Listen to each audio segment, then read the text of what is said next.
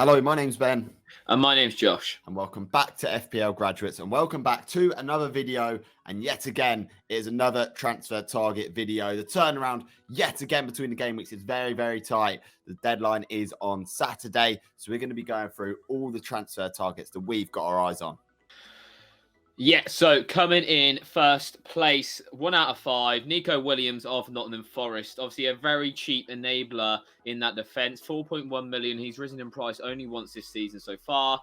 Forest have kept one clean sheet so far this season, but it's the fixtures that we're looking for here. Obviously, a lot of people are looking to move money if they've got like Robertson, maybe even Cancelo or James, those kind of premium defenders, move the money into midfield or attack. Nico Williams is a great little option for that. Bournemouth, Leeds, Fulham, Leicester, Aston Villa, next 5, a very favourable run for Forest. What's your thoughts so far on how they've been operating since they've done all this business, Ben?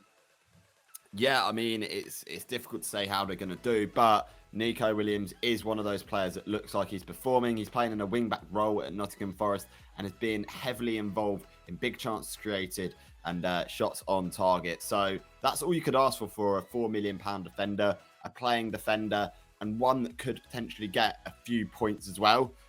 Yes, I don't think that Forest defence is going to be the best, but to get him for attacking involvement and have him as that first sub on the bench, I think is a really good idea for him. Yeah, and just to give you an insight into how attacking Nico Williams is, he is the 3rd highest in terms of expected goal involvement amongst all defenders. So only, I think, Trent Alexander-Arnold and Reece James are better than him going forward. So, you know, the attacking returns haven't come yet, but they're definitely on their way if things continue as they are. Bournemouth at home, a very good fixture. If I had him, I'd probably play him this week. Okay, so next up we've got Luis Diaz. And yes, if you're looking to wildcard into game week 8 over the international break and that sort of thing, Luis Diaz could be a good guy to dead end your team into with those 2 tasty fixtures coming up, Everton away and Wolves at home, especially if you're looking to transfer out someone like Robertson and have Liverpool coverage. I think Luis Diaz has looked the most exciting out of all Liverpool assets to own. Yeah, he's picked up 3 goals so far this season. XG and XA are quite low, to be fair, from what we'd probably expect from a Liverpool attacker. But that's been sort of across the board with Mo Salah as well. His XG is pretty low. But yeah, he's high owned as well now, like 30% owned. He seems to negatively affect me almost every single week. So he's a good option to get hold of. I think right now for like the next 2 game weeks, as Ben was mentioning, he's probably the best option out of all the £8 million midfielders. Obviously, yeah, and like you said, game week 8 to 9 is probably when most people are wildcard. I think it's when I'll be wildcarding anyway. I don't know about Ben. So yeah, he's a very good option to sort of move into that. And then obviously after that, you're not going to want too many Liverpool players, probably 2 at the most. So with those fixtures of Chelsea away, Brighton at home, Arsenal away, that is grim. So yeah, really nice option if you'd look for a cheeky punt. Not necessarily differential, but a good option. So up next, it is Luis Sinisterra from Leeds. He had his first start for Leeds in midweek this week. Scored a goal against Everton. It was a really nice finish as well. Obviously, Dan James going out on loan to Fulham on deadline day gives him sort of more of a free roam in terms of those minutes. Obviously, only played, I think, 63 minutes against Everton, but managed to score. That was his first start. I think we'll see more and more minutes as the season goes on with him, and he's going to become a very important player for Leeds. He looks like he's got the end product. I don't know whether Harrison and Aronson have the end product ability that Sinisterra has. What's your thoughts on him, Ben?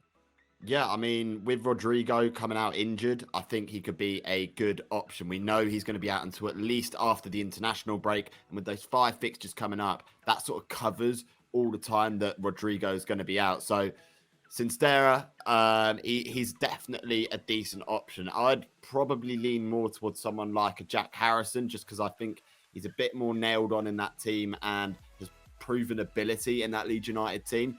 But for sure, I think a Leeds United player over the sort of next 5 is very advisable to have in your team, especially Bamford's looking like he's coming back now into the team after his injury. So let's see how it goes. I think the fixtures sort of show themselves that you should probably be looking for at least one Leeds player in there.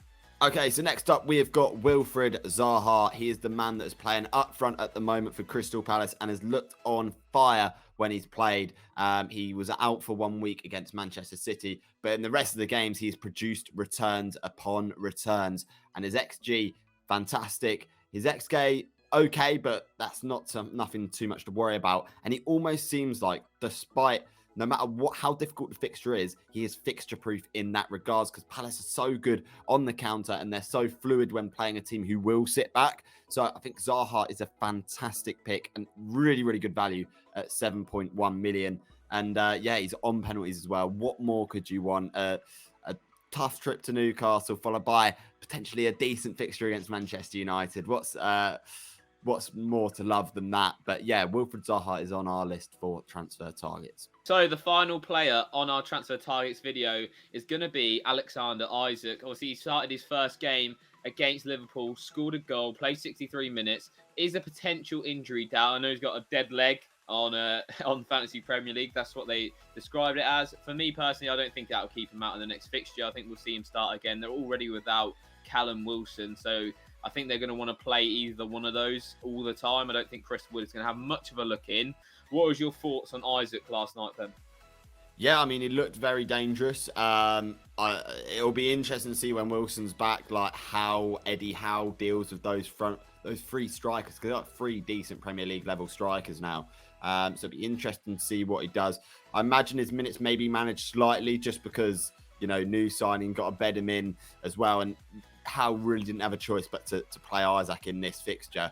So yeah, I think the fixture run's fantastic as well. So it may be worth the risk because if he gets a goal or two in the next couple of fixtures, then everyone's going to pile in and own this guy for sort of game weeks 8, 9, and 10.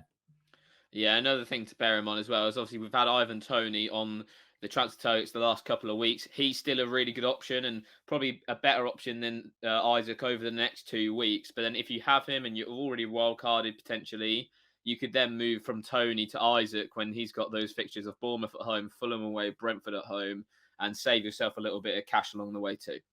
Okay, so that rounds up our transfer targets for the upcoming game weeks. What do you think? Do you think that these transfer targets could get some decent points? Because we certainly do think that they can get some decent points in the upcoming game weeks. Josh, what should our viewers do now? Let us know who you're going to be transferring in this game week in the comments below. 11 a.m. deadline on Saturday. This will be going up on Friday morning. So yeah, let us know. Only 24 hours to go, guys. Oh, it's very, very exciting times. I mean, personally, I don't know what I'm going to do for this week. And I hope you guys have more of an idea on what you're going to do on FPL for this week. But as always, please remember to like, comment, and subscribe to the FPL Graduates YouTube channel. Follow us on all of our socials. And as per usual, I've been Ben. I've been Josh. And we'll see you guys Later. Have a good game week, everyone.